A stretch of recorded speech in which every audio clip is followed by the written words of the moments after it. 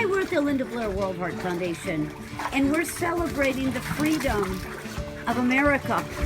But it's also freedom for those in dog rescue, because we have to get rescued for the shelters. Now, I'm a little beautiful lab mix puppy. My mama was gold and red like me too. And I'm a beautiful little girl looking for a throne to sit on. And there's Shelly, who is just fun, fun, fun. And my name is Finn. I am a Queensland healer, 4-month-old little girl waiting for my forever home.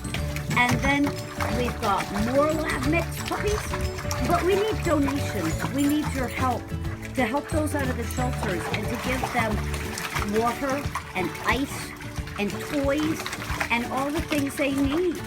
So if you would please consider that, and adopting, of course, don't shop.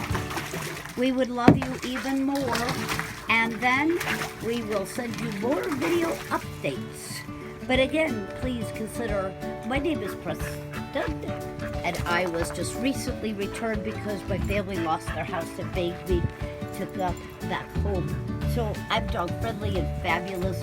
I'm a perfect size, and I'm completely dog friendly and waiting for my forever home. Donations, please.